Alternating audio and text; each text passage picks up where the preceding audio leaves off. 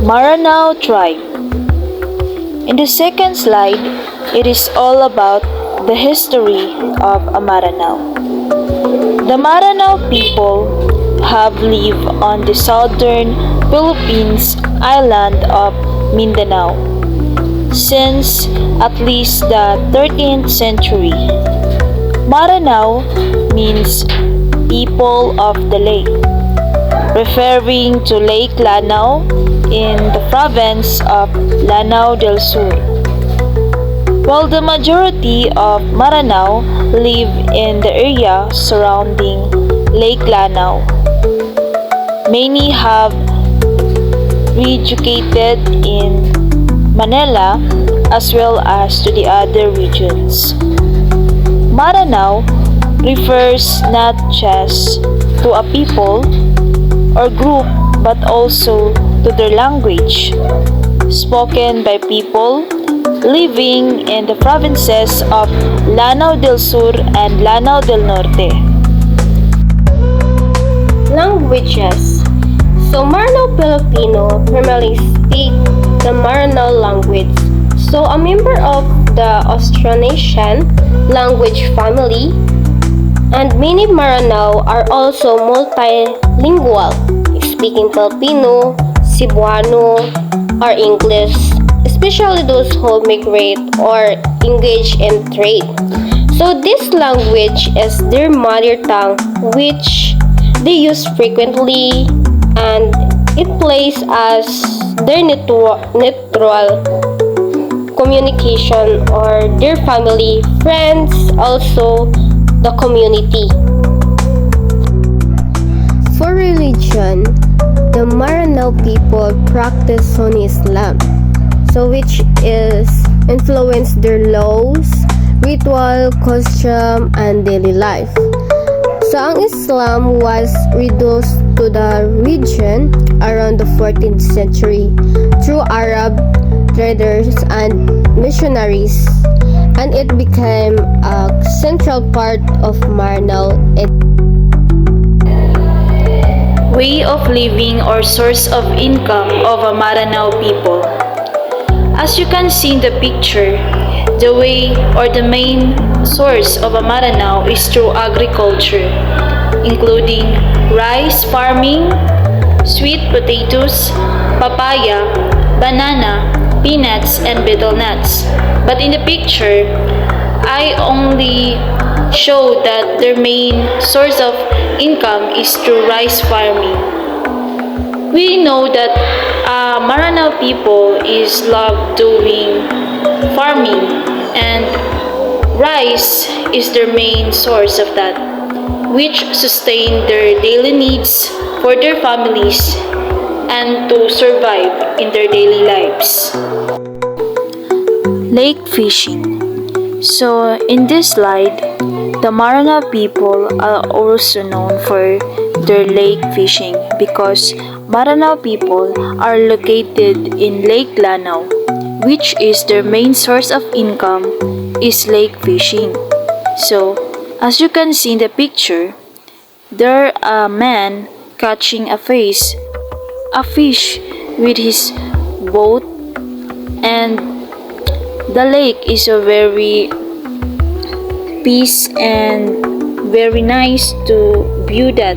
And in order to catch a fish, you should have patience and consistency so that their family and their relatives or even the Maranao people itself can provide for their daily needs. Another source of income of a Maranao people is through metalworking handicrafts. In this slide, you can see that there are different kind of metalworking handicrafts that made of a Maranao people. First is a sword. So as you can see, the sword is to have a unique design with a brownish color and a combination of white color. So in a sword, you can see that there is a handle which is very emphasizing the design and also they have unique color and unique arts materials that used to made as sword. So the second is there in the picture is a box, emphasizing also the unique design, and it's very emphasizing about the culture of the Maranao people because they both love metalworking handicrafts, which is made of a Maranao people, and to achieve that kind of design you should have patience and perseverance in order to achieve that goal to your masterpiece. Traditional houses of a Maranao people. So in Maranao, they have several types of traditional houses. The first one is lawig.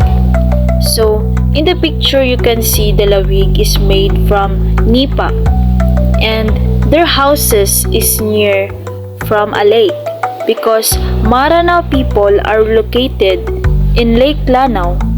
So obviously it is nearing around the lake. So know the design. The design is very simple, which is suitable for simpler families or smaller families. And you can see also that there are some emphasizing the design of a simple house of alawig, which is showing the status of a people living in that kind of house, the lawig traditional houses of a Maranao. So you know the image representing is very familiar to a status of a smaller ones that lives in a lawig house. Another kind of a traditional house of a Maranao people is a mala awalay. This house representing a middle class family, which is more much needed to believe, and they can afford enough their daily needs also to provide to their family. So in the picture you can see that Mala Awalay house is a little big house, but a simple design with a two-story house representing that you can live in a up and down house. So Mala Awalay representing a simple house but enough sustainable appliances or sustainable build, that the house is very suitable for that Maranao people living in that kind of house. So that's the second type of a traditional house, which is Mala Awalay house. The last type of a Maranao house is Turugan. Turugan is an ancestral house which is living by a royalty called Dato. So the leader of a Maranao called Dato, and that kind of house was lived by a royalty, and it is a symbol of authority. You can see in that image that the Turugan house is very unique design, emphasizing the arts and a masterpiece of ochre design, which is made by a Maranao people, and that house represent their main just like a temple, and it is their show showed house that represent of a royal family living in that kind of Etruscan house by a Maranao people. For clothing, Sotra, luxurious clothes, so that is denotes wealth and nobility. Landap, woven silk used by nobles, which specific colors or symbolizing rules in society. Green, gadong or press or jurors. For red, mariga, that is warriors. And also for magenta or violet, rambayong, is that princess or queens. For yellow, royalty and or sultan. Malong. The malong is a traditional tube-like cloth worn as a skirt, dress, or head wrap. It's multifunctional and often beautifully woven, showcasing vibrant designs. So in the picture, malong shows that every details of a Maranao people shows a story. So malong has very unique and each details represent a piece of story of a Maranao people. So this kind of masterpiece that made of a Maranao people shows shows a variety of valued needs and valued masterpiece that we should appreciate.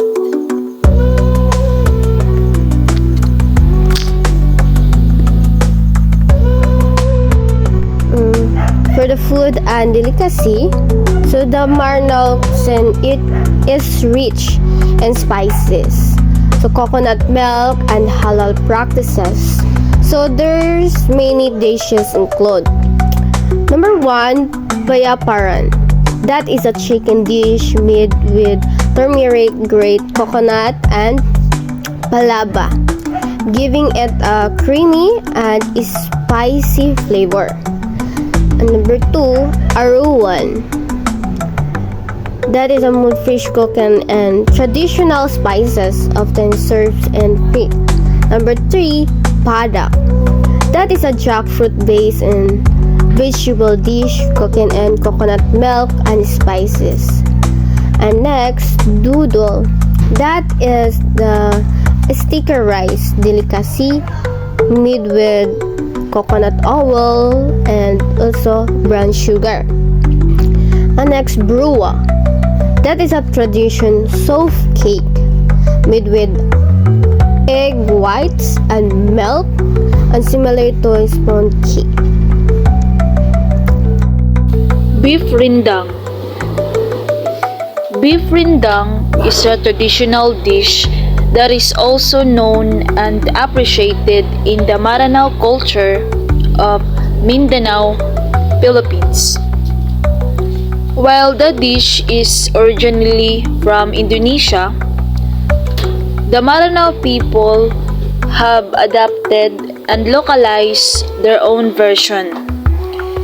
Influenced by their Islamic culture, spice-rich cooking, and Mindanaoan ingredients. So, Maranao beef rindang is a slow-cooked beef dish with a thick, aromatic, and spicy coconut-based sauce. It is known for its deep flavor, long cooking time, and rich of use of local spices and ingredients. So, the key ingredients in Maranao beef rindang are beef, The purpose of beef is usually a tough cut with a slow cook until tender. Then, coconut milk. It is based for the sauce. Gives creaminess. The third ingredients of beef rindang is palapa.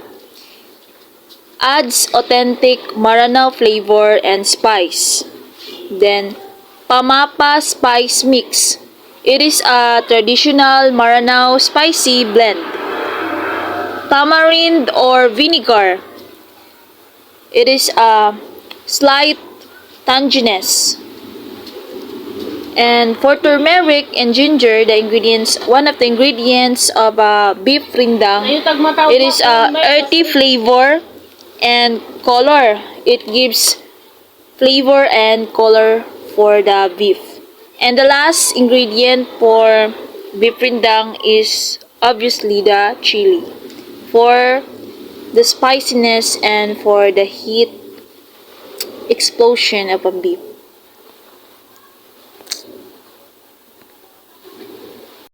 In our next slide was all about traditional dances.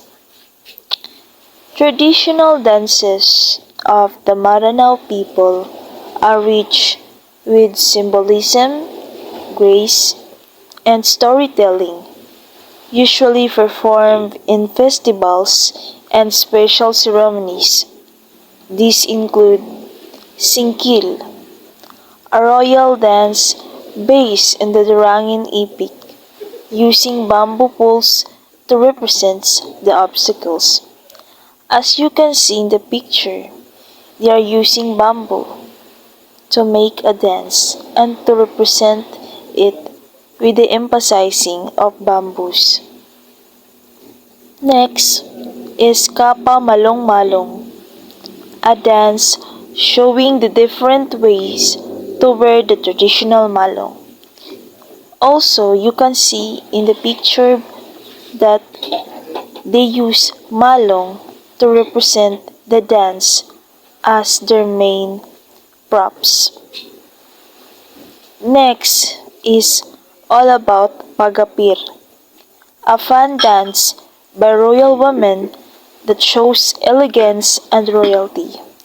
In the picture, you can see that the women are using fan in order to show what the dance they have to represent and showing elegance to be more unique and beautiful.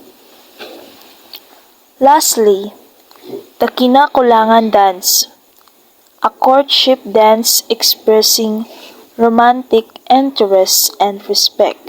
So, Kinakulangan is also known as the courtship dance, and it represents the romantic vibes of being a woman and a man that being in an interest and respect in each other.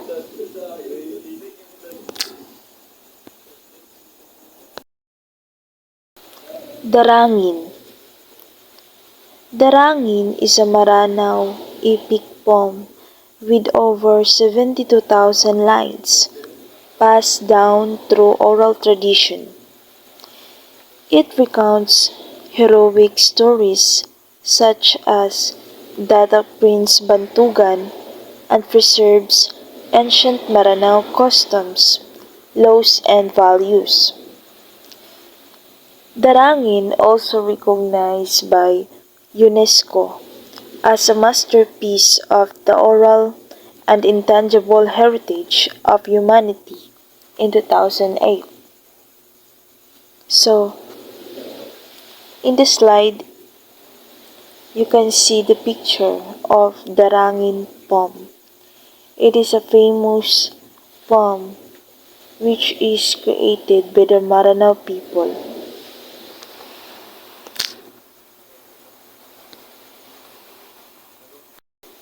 In our next slide was all about the cultural symbol, which is Sarimanok.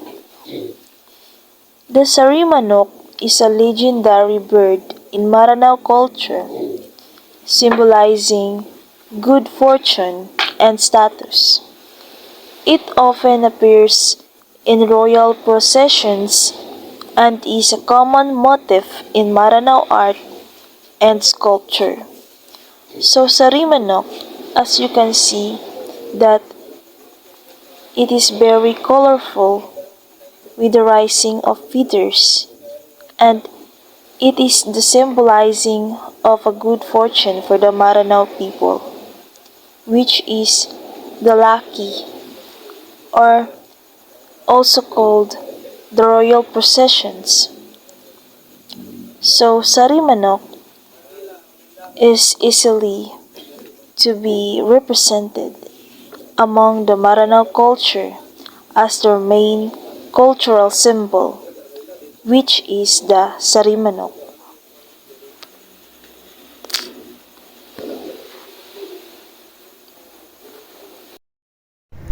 Cultural Heritage Kolintang. So, Kolintang is a set of gongs arranged in a row, playing melodically and rhythmically, and it is a core musical instrument in Maranao and also other Muslim Mindanao cultures. It used in ritual, celebration, also storytelling. In the next slide was all about one of the cultural heritage of Maranao, which is awang. Awang is a traditional dug-out canoe used by the Maranao people of Lanao del Sur, Mindanao. It is carved from a single tree trunk and is often ornately decorated with the iconic okir, the traditional Maranao motif design. The symbol of craftsmanship of awang is what requires deep knowledge of boat making, which is made of wood carving and okir artistry passed down through generations. Awang is used in lake transportation, so especially around Lake Lanao, the homeland of the Maranao. The ceremonial role of awang is also used in rituals and processions, including royal events or weddings. The status symbol of awang, the size and decoration of the awang often reflected the social rank of the owner. So that is awang. As you can see in the picture, it is a boat, the dog out boat. So that is awang, the cultural heritage of a Maranao people. Ukir is a traditional Maranao plant-based decorative motif consisting of flowing geometric and often representing vines, leaves, ferns, and mythical creatures like the naga or sarimanok. As you can see in the picture, it is applied to wood carving, metalwork, textiles, or even in architecture. So, ukir is a traditional Maranao and used in the southern Philippines, especially in Mindanao.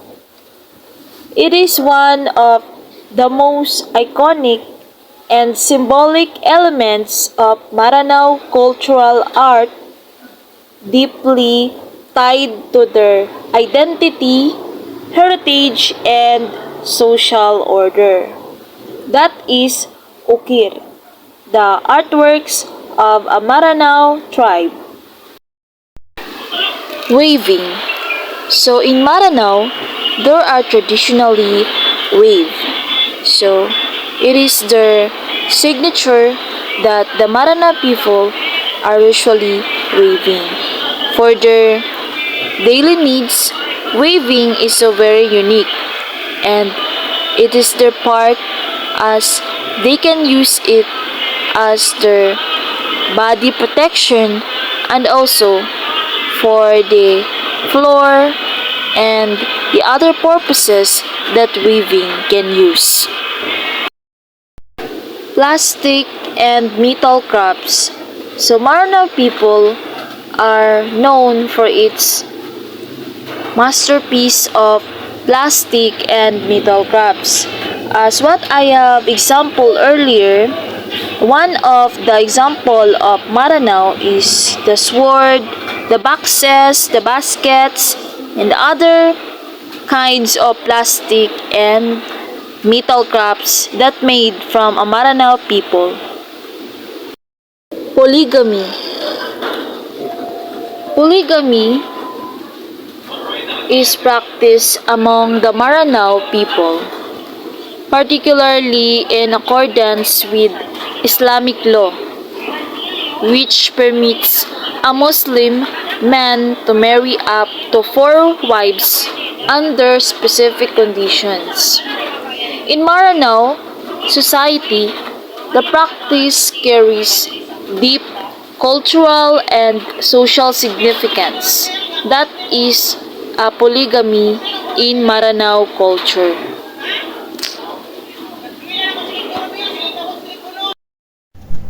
Traditions Pagana. Pagana is a tradition Maranao based of banquet held during weddings or welcome guests or religions event. So it involves a specific so seating, etiquette, and servings, also symbolizing hospitality and community. Education. Education in Maranao people is high literacy and many degree holders, but limited job opportunities in the region. That is the education of a Maranao people located at Lake Lanao. Population. So the Maranao population over the years. In 2020, 1,800,130 Philippine Statistic Authority PSA. In 2021 to 2025, estimated yearly growth of 3%, reaching about 2.12 million by 2025. Regions with significant populations: Bangsamoro, Socsargin, Zamboanga, Peninsula, Northern Mindanao, Manila, and Cebu. That are the regions that significant populations to Maranao people or Maranao tribe. Comfort room practices. Maranao people also use tabo as their wine, as their all. So, tabo is a traditional helping hand that used in comfort room services. That is tabo. Arinola. Arinola is used also by Maranao people, just like us. And that is Arinola. Ethnically and culturally closely related to Iranon people, Maguindanao people, and Moro people. So these are the references from research for Maranao people or Maranao tribe. So that's all for our report. Thank you for watching and listening.